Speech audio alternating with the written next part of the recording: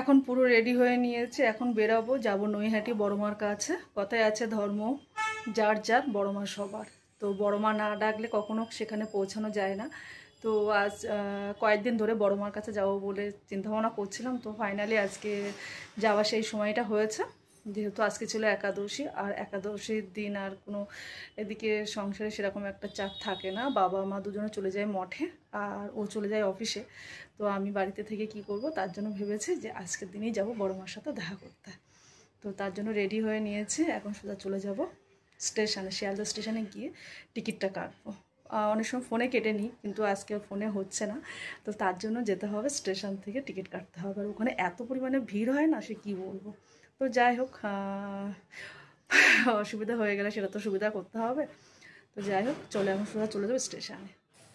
বাড়ি থেকে যখন বেরিয়েছি তখন এত রোদ ছিল, আর আকাশটা মাঝে মাঝে মেঘলা করছে, মনে হচ্ছে যেন বৃষ্টি চলে আসবে। তো যাই হোক, স্টেশনে ভালোভাবে আমরা পৌঁছে গেছি। স্টেশনে এসে টিকিটটা কেটে নিয়েছিলাম, বাড়ি থেকে তো ফোনে টিকিটটা কাটতে পারিনি তার জন্য। আর এখানে এসে দেখছি ট্রেন দাঁড়িয়ে আছে 2 নম্বর প্ল্যাটফর্মে, যেটা হচ্ছে শান্তিপুর লোকাল।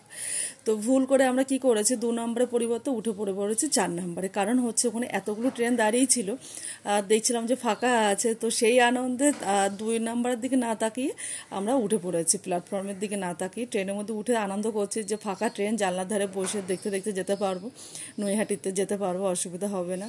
তো যখন আমরা ট্রেনটা পরপর 2টো ট্রেন যখন চলে যায়, অনেক দেরি যখন হয়ে যায়, তখন যে তাহলে বোধহয় ভুল করে ভুল ট্রেনে উঠে পড়েছি, যেহেতু এই ট্রেনটা চলে যাবে কাশী।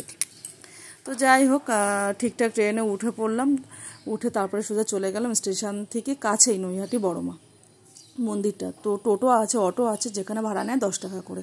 তো আমরা এর আগেও একবার এসেছিলাম, ভেবেছিলাম অনেকটা দূর, তো হেঁটে সেই হিসাবে। কিন্তু তারপরে যখন ঘুরে গেছিলাম দেখলাম যে খুব কাছে, তার জন্য আর টোটো আর অটোতে উঠিনি, আমরা সোজা হাঁটতে হাঁটতে চলে গেছিলাম মায়ের মন্দিরে। একটা ডালা নিয়েছিলাম, আর এই যেতে যেতে 2 সাইডে না অনেকগুলো ডালার দোকান আছে। তো আমরা তার মধ্যে থেকে একটা দোকান থেকে ডালা নিয়েছিলাম। ডালা নিয়ে ওর মধ্যে ফুল, মিষ্টি থাকে, তারপরে হচ্ছে মালা, ধূপবাতি, আর একটা মায়ের ছবি দেওয়া থাকে। তো যাই হোক, মন্দিরের ভিতরে এসে দেখছি আর খুবই ফাঁকা ছিল, কোনো অসুবিধা ছিল না। সকালবেলার টাইমটাতে ফাঁকা থাকে, তো খুব ভালোভাবে পুজোটা দিতে পেরেছে। আর হ্যাঁ, এখানটাতে ভোগ দেয়, যেটা হচ্ছে সোম, বুধ, শুক্র সকাল 9টা থেকে কুপন কেটে ভোগ দেয়, আর মঙ্গলবার, শনিবার করে ভোগ দেয়, যেটা হচ্ছে বাটিতে করে। তো যাই হোক, আমরা খুব ভালোভাবে পুজো দিতে পেরেছি। পুজো দিয়ে মাকে দর্শন করে তারপরে আমরা ওখান থেকে বেরিয়ে পড়েছিলাম। আর ওখান থেকে আর কোথাও আর যাওয়া হয়নি, ভেবেছিলাম একটু গঙ্গার ধারের দিকে যাব, কিন্তু এত রোদ উঠেছে না, তখন আবার মেঘটাও তখন মুখ ভার করেছিল, মনে হচ্ছে কখন যেন বৃষ্টি চলে আসবে, তার কোনো ঠিক ঠিকানা নেই। তো যাই হোক, তার জন্য আর বেশি দূর আর গেলাম না। ওখান থেকে আমরা রিটার্ন করেছিলাম বাড়িতে। ট্রেন ছিল, যাওয়ার সময় ট্রেনটা যাওয়া আসা দুটোতেই আমরা পুরো ফাঁকা ট্রেন পেয়েছি, সিটটাও পেয়ে গেছিলাম, কোনো অসুবিধা হয়নি। তো যাই হোক, সবাইকে বলবো জয় বড়মা, সবাই ভালো থেকো, সুস্থ থেকো। আর ভিডিওটা যদি ভালো লাগে তো একটা লাইক আর একটা কমেন্ট করে দিও, কমেন্টে জয় বড়মা বলে দিও।